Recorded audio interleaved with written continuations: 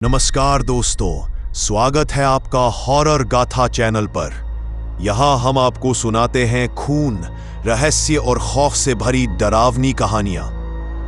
तो आइए शुरू करते हैं आज की दहला देने वाली दास्तान। देवगढ़ नाम के एक शहर में एक इंसान रहता है।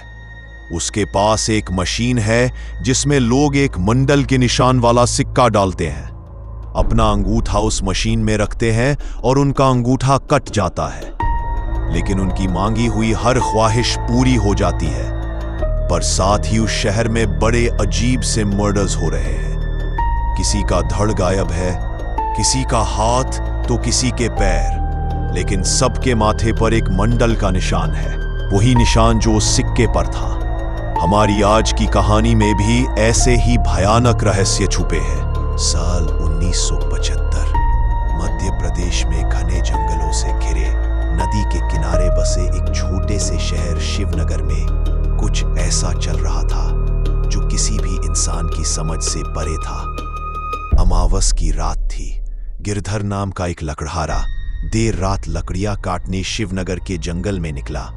जैसे ही वो वहां पहुंचा, उसे अजीब सी जली हुई बदबू आई।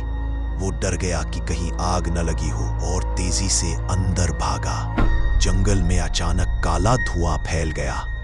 धुएं में उसे एक काली साड़ी वाली औरत दिखी, जिसके लाल चमकते हुए आंखें थीं और चेहरा बालों से ढका था।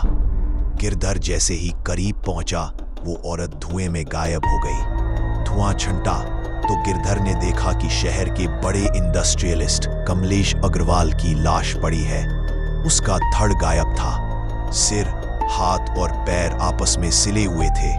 माथे पर शैतानी मंडल का निशान और दाहिना अंगूठा गायब। गिरधर ने डर के मारे पुलिस को खबर दी। यह 2 महीने में दूसरा केस था। पिछली अमावस नदी किनारे महेंद्र वर्मा, शहर का दुकानदार, की लाश मिली थी। उसी हालत में अंगूठा गायब और माथे पर वही शैतानी निशान। इन्वेस्टिगेशन ऑफिसर सुमित राठौड़ इस केस को देख रहे थे। उन्हें यकीन हो चला था कि शहर में कुछ अलौकिक हो रहा है। पुलिस ने पूरा जंगल खंगाला, लेकिन कुछ हाथ नहीं लगा। फिर अगली अमावस को डॉक्टर संजय मेहता हॉस्पिटल से लौटे। हाल ही में कई सालों बाद उनके घर बेटा हुआ था, लेकिन घर में अंधेरा था, सिर्फ कुछ दिए जल रहे थे। संजय ने पत्नी को पुकारा, कोई जवाब ना आया। अचानक वही काली साड़ी वाली, लाल आंखों वाली औरत उनके सामने प्रकट हुई। संजय का दिया हाथ से गिर गया। उन्होंने जैसे ही पूछा, तुम कौन हो?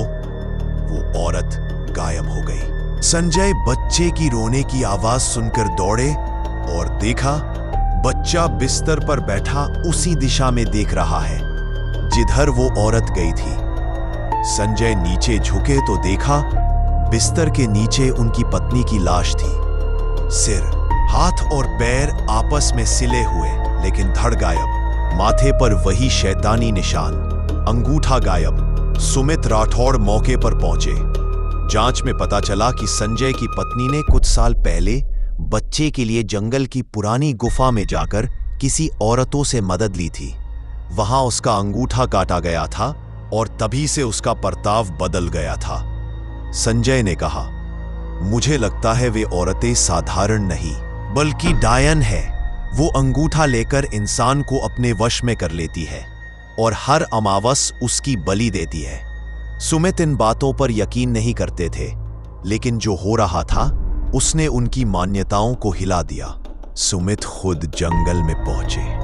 वहां अचानक काली साड़ी वाली औरत, धुआं और उन सब की आत्माएं, कमलेश, महेंद्र और संजय की पत्नी, उनके सामने आ गई। कांस्टेबल को कुछ नहीं दिखा।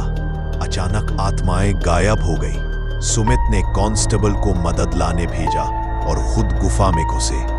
वहीं अंदर काले धुएं में लाल आंखों वाली वही औरत उनका इंतजार कर रही थी।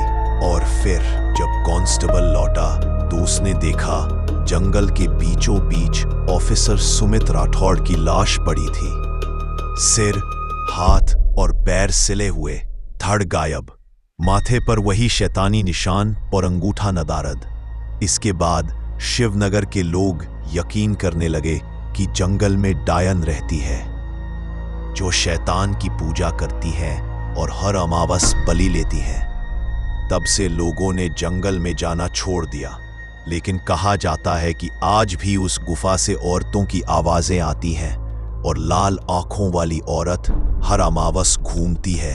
इस केस का सच कभी सामने नहीं आ पाया, पर देवगढ़ के अश्विन हत्याकांड में इन्वेस्टिगेटिंग ऑफिसर सुमित राठौड़ को पता चलता है कि ये कोई आम मर्डर्स नहीं है, बल्कि इसमें छुपे हैं ऐसे डरावने राज जो पूरी दुनिया को हिला सकते हैं। क्या है वो राज? क्यों हो रहे हैं ये मर्डर्स? क्या इसके पीछे सचमुच शैतान और काला जादू है? अगर आपको ये कहानी पसंद आई हो तो हमारे चैनल हॉरर गाथा को सब्सक्राइब करना मत भूलिए।